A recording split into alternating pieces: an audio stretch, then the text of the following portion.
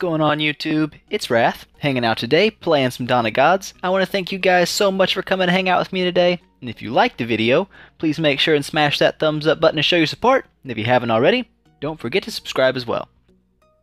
Alright guys, today I figured I would talk about something that I've got probably more questions about than anything else. And that's the Grand Rebirth event. A lot of people kind of don't know how it works. It's not super complicated, but it is, there is some things people don't know. So we're going to go ahead and jump into the Rebirth tab here. It's actually going on right now for Geb, I guess. Jeb, Geb, one of the two. I'm assuming Geb. Anyway, so how does it work? First off, we'll touch really quick on like the 5 and 6 star gods, mainly because the Grand Rebirth event is mainly designed for the 7-star gods. Everybody really knows that, but since the 5 and 6s are in there, we'll talk about them for a quick second. The 5 and 6 star gods aren't actually tied to the Rebirth event. There's just a better chance of getting them during a Rebirth event. I've done it before.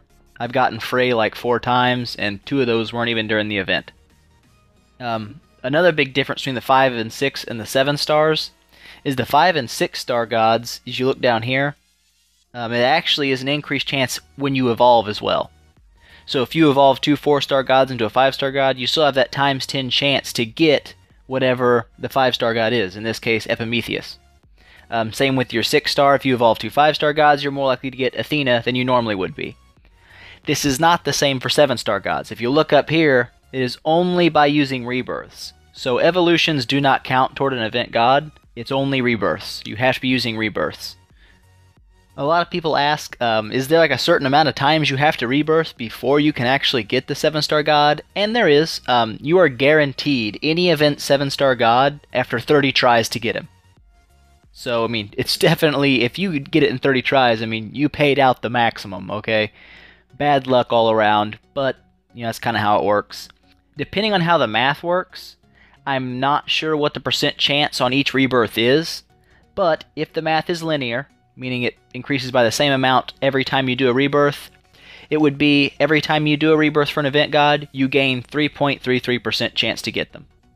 So, in 15 rebirths, you've got a 50% shot at getting either the event god and a 50% shot to get one of the 10 non-event gods. That's kind of how it works. So you can luck out and get them on the first go, it's just very unlikely. Now, should you be using your comets on the rebirths? I would say no, but with exceptions. The cost for doing rebirths, if you go in here, boop, and we're here, you can rebirth 4 stars if you want to. I never would, ever, not in the history of ever. Don't do that, it's a bad idea. Okay, so it's 50 comets to rebirth a 4-star god. Don't do it, don't even know why I showed you that. Anyway, 5-star gods here, if you want to rebirth those, you can obviously, you see these little stones here? Those are like free rebirths. They're nice. Without that stone, I think it's 150 comets. So it's a little more expensive. I wouldn't use comets to really do anything except for, the event 7 stars, unless you are super desperate for a certain 6-star god. Like, say you need Frey for your partnerships and you're just dying to get him. In that case, yeah, I guess go ahead and maybe use some comets on it. But, that's your choice. The 6-star gods here is 600 comets. It's good to know these numbers, because I don't know if the event is going on right now. I'll check real fast. Yes. See?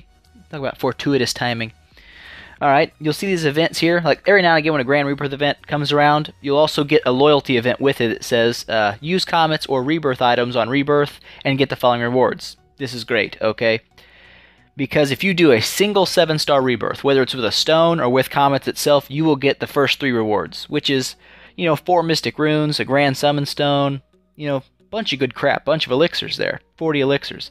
So that's awesome. And when you're a free-to-play player, this is definitely what you want to be aiming for. It doesn't always work out. Sometimes you get the Grand Rebirth event for the god you want and the event's not on, in which case, still go for the god, okay?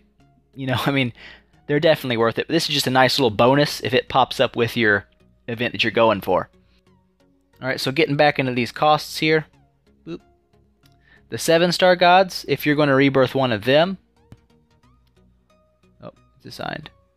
Say you're going to rebirth one of these guys. It's actually 2,400 comets or 1 7-star rebirth stone. These stones here are very important.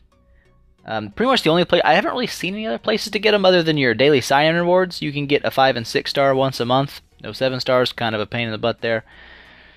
But you buy them down here. Now, I'm going to go ahead and say, I would never spend your Mystic Runes on 5-star rebirths. The only 2, maybe 3 things I could see spending your Mystic Runes on would be 1, your 6-star rebirths if you really needed them. 2 would be the Grand Summon Stones. When they have 10 Grand Summon Stones for 27 runes, it's expensive, but earlier in the game, especially if there's a summoning event going on with an increased chance to get 5-star gods, it's a good way to get some 5-star gods really fast without having to wait for a really long time to get them. You know, you can kind of do it pretty quick. But the 7-star rebirths are probably the most important thing to spend your Mystic Runes on. Okay, whoops. There we go. When you're rebirthing for a 7-star, the chance of success of actually getting him stays locked to your account. Okay, it doesn't matter which god you use to rebirth him with, none of that stuff. The amount of tries you've put in for him is saved. Okay, outside of the event to get this guy, you will never get him. Never rebirth your 7-star gods outside of the Grand Rebirth event, because you're pretty much wasting 2,400 comets or 24 Mystic Runes. You only have a shot at getting them during the Grand Rebirth event for that specific god. Now, you can have multiple chances saved on your account. Like, say this Grand Rebirth event, I put 5 tries in for Geb, and I didn't get him. Well, that happens. But say next week comes around, and now Hades is in the Rebirth, and I say I want him too. I can put 5 rebirths in on Hades, and I still have 5 chances for Geb locked away for the next time Geb's event shows up. That doesn't go away if I start a new god. You can build up chances for multiple 7-star event gods at the same time. A lot of people wonder if it's actually worth it to go for event 7-star gods, and I would say without a doubt, absolutely yes. They are very important. They're one of the best things in the game. Your non-event 7 stars, they're good, don't get me wrong. They're useful, they have their uses, but you definitely want to be getting these anyway. Because, well, we'll just take Geb here, for example. Look at what Geb's skill does, okay? Not only does Geb create a shield that blocks 4,500 damage, lasting 15 seconds, but he also stuns 3 enemy gods for 5 seconds and drains their divine power by whatever they accumulate in 10 seconds. So pretty much, he's like a Poseidon mixed with a shielding tank. What he's essentially doing is he's like 2 different gods in one. It's incredibly useful to have. But they're not all that way. They all just, they have different skills. Now, which event 7-star gods should you be pushing for? Are there best ones? The answer is, again, yes. There are certain 7-star gods that are more useful than others, or that you see more often than others. So let's go check some of them out really fast. Alright, Divine Index. If I could go back in time, the very first event god I would ever go for would be Surtur. The main reason I would go for Surtur first above all else is because he is amazing for farming. Like, you cannot farm better than you can with Surtur. Just straight up archer rings, I can farm in divines millions of gold in no time. It's amazing. Not just gold, but lunar as well. This would be probably the first event god I would recommend you shoot for, just because he's an amazing farmer. If you don't really like to farm a lot, and that's not really the way you play, you kind of collect collectors and stuff, you can skip him. But for those of you that farm a lot, you cannot beat Surtur. He is by far and away the best. What would be another god I would recommend, the second best? I'd have to say it'd be Hades. Hades is not only an amazing defender, but he's also an amazing attacker. Because right here you'll see in his awakened skill here, he actually heals himself when he procs his skill, and his skill does a buttload of damage. So he's definitely one you want because he doubles an attacker and a defender, and he's just pretty baller. So he would definitely be one of the top 3. And that's one thing I really like about Dawn of Gods, is that you actually have a really big diversity to what you can attack and defend with. You're not tied into using just one thing. There's not one best army or one best god.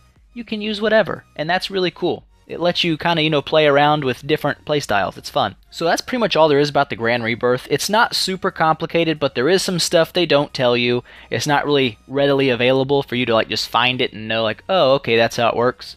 Alright guys, I hope you found the video helpful. If you did, make sure you smash that thumbs up button and show your support. If you have any questions at all, don't be afraid to leave a comment for me. I'll read them all and I'll do my best to get back to you as soon as I can.